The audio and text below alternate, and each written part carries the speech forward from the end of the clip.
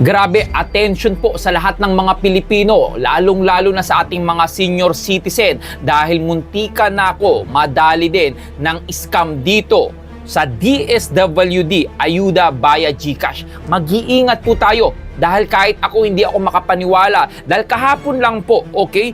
So alam naman natin, hindi kasi ako mahilig magpipipindot ng mga link lalong-lalo na kung hindi talaga galing po sa GCash na nagmi-message sila. Ayun talagang legit, pero hindi ko inakala na maging ang system ng GCash napasok na rin. Kaya hindi ko inakala kahapon na wow, paano ako magkakaroon ng 4,700 pesos na ayuda sa DSWD?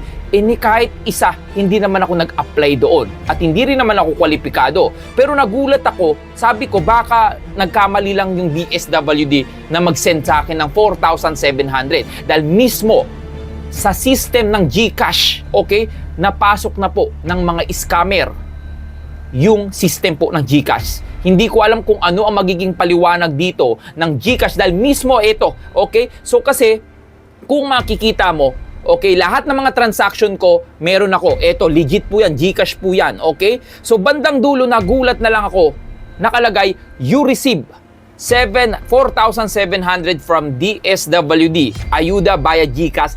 Please check your balance or update via, tapos may link na ganito, okay? So ako naniwala ako kasi akala ko, totoo. Sabi ko, baka nagkamali lang yung DSWD, in case nga nag-send sa akin ng pera, isusoli ko naman yan. Okay, chinek ko muna doon sa GCash ko, sa application ko, kung meron ba talagang pumasok na 4,700 pesos, okay? Nung chinek ko, wala po siyang laman, walang transaction, at walang pumasok na 4,700 pesos. And then nakalagay dito, i-click daw yung link. So ako, naniwala naman ako. Kapag kinlik mo ang link, ganito ang mangyayari. Papakita ko sa inyo lalong-lalo sa mga senior citizen, makinig po kayo, okay?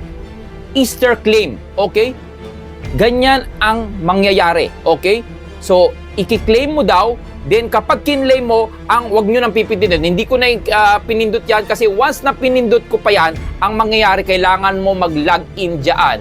Then sasabihin sa'yo yung OTP. Okay? So hindi ko na tinuloy yun dahil hindi kami paniwala dahil ang GCash nagsasabi na hindi sila nagsisend ng mga OTP at nag-aas ng OTP sa mga user nila. Okay? So grabe, muntika na ako madali. Paano pa kaya yung ating mga kababayan na mga senior citizen, lalong-lalo na yung walang idea? Kasi ako aware ako sa mga ganito, pero muntika na ako madali dito kasi mismo sa application, okay? Sa system mismo ng GCash pumasok yung scammer. So, I hope GCash magpaliwanag kayo dito kasi maraming naniniwala kasi lahat ng transaction ko nasa inyo, okay? Hindi ka makakapag-reply dito kasi legit talaga yung GCash talaga. Pero bakit pumasok sa system nyo na you receive 4,700 from DSWD Ayuda via GCash? Then i-click ko yung link. Paano na lang yung mga kababayan natin ng mga senior citizen? Kaya naman guys, kung nanonood kayo sa video na ito, i-share nyo po. Lalong-lalo na kung meron kayong mga magulang na mga senior citizen, lalong-lalo na sa mga pamilya nyo para mapanood din to na hindi po legit. Scam po ang nangyayari. Okay? Nagpaliwanag na rin po ang GCash na huwag maniniwala sa mga ayuda DSWD o kung ano-ano pa. Okay?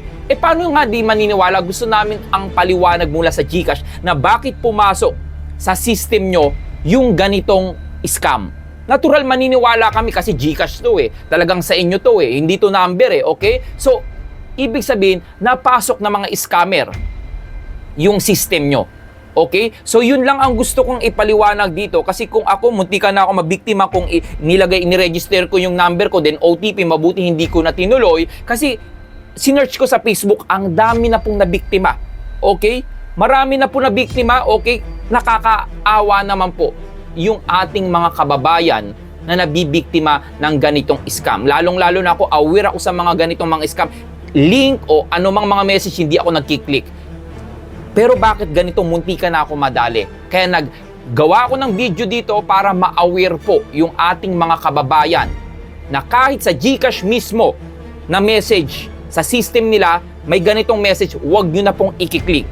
Please po, pakishare ang video na ito para malaman po ng inyong mga pamilya at kaibigan at hindi po kayo mabiktima dahil sigurado po, mawawalan kayo ng pera sa loob ng GCash account nyo. Okay? So, hanggang dito na lang po. Ang ginawa ko lang po itong video na ito para maging aware po ang ating mga kababayan sa bagong modus o scam na naman ng ibang mga individual na tila pati ang system ng GCash pinasok na nila. Maraming salamat. I-share nyo guys ha. And God bless everyone.